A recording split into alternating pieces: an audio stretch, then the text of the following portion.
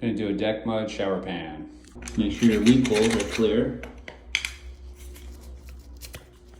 Set your drain height.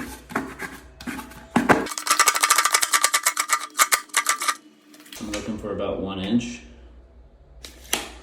Now the drain rock's super important because that's going to filter any sediments or anything like that and keep those weep holes nice and clear. Because if those get clogged up, then what's going to happen is your pan's going to get saturated with water, and that's when you'll start to see failures.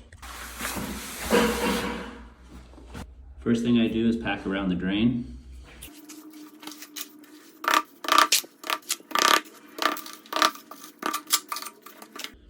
And now we got to square that drain. There's a couple ways to do it. You can put a square off your back wall, or you can use a level across the edge of the drain and just measure each end until it's the same. Okay, now that we squared the drain, I'm going to use a piece of our pan tile to cut the excess mud away so that I'm flush with the top of the drain grate.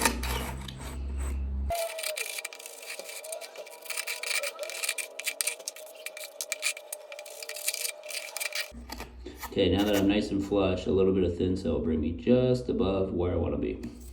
All right, now I'm going to make a screed from the corner of the drain to the corner of the shower wall.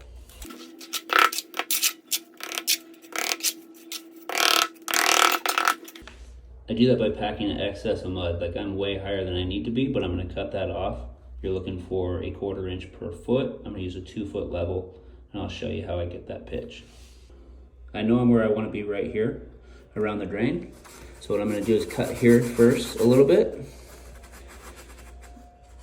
like so. Now I'm going to start taking some of that excess off. Like I said, this is a 2-foot level, so I'm looking for a 1/2 inch of pitch. You can get that by putting some horseshoe shims under there or just using your tape measure. I just sort of eyeball it at this point, but sort of like that.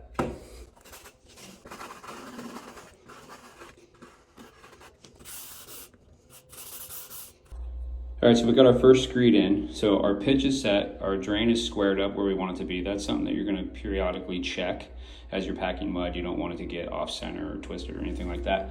But we have our pitch, so now I can go ahead and set my level perimeter off of that.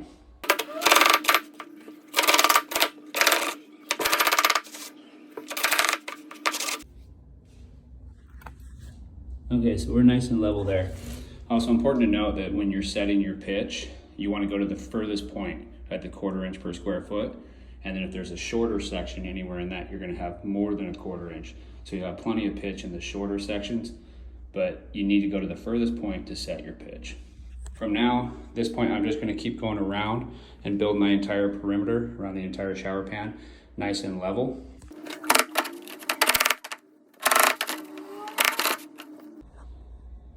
Okay, so we got our level perimeter. We are packed around the drain at the height that we need it. Our next step is to continue doing our screeds from corner to corner, corner to corner. I'll even put one in between. It'll start looking like a Union Jack flag.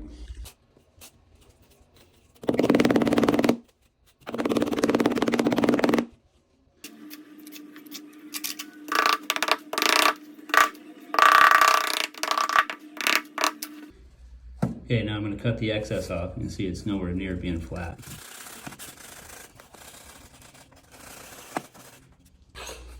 Then I hit it with the wood float.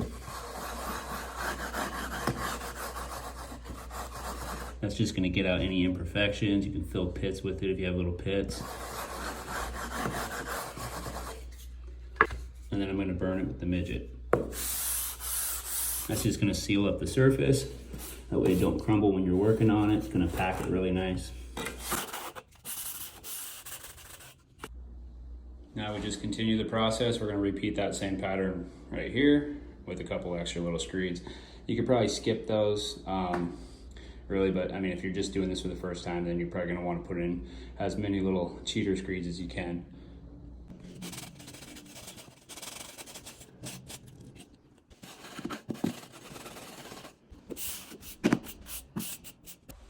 All right, so I got my screeds in. Next step is just to fill in between the screeds. Pack that down. You're going to be a little higher than the screed. Cut the excess off, similar to what we were doing building the screeds. And then you're just going to go ahead and hit it with the wood float again and burn it with the little midget.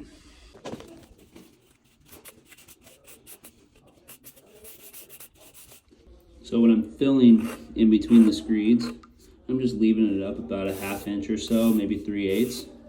I'm gonna move the mud around because when I pack that, it's gonna compress down. I'd rather have an excess to cut away than constantly be going around trying to fill low spots.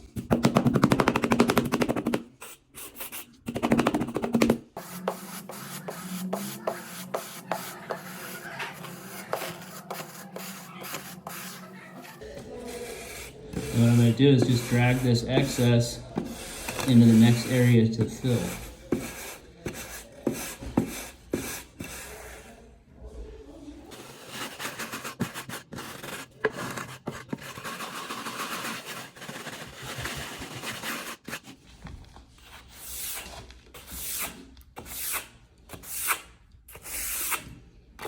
So that little area is done. It's packed, it's cut, rubbed down and burned. I'll take all the excess.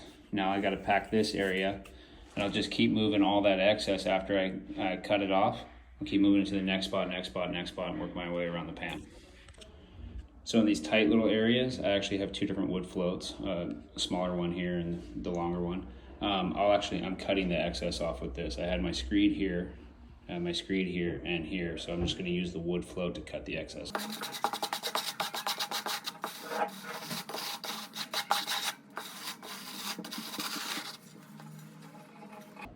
And like I was saying, with like little pits and things, the wood float's nice for that. Put a little pack. Just smooth that out. Now when I hit it with the midget,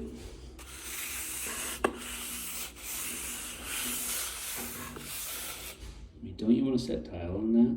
Woo! That's it.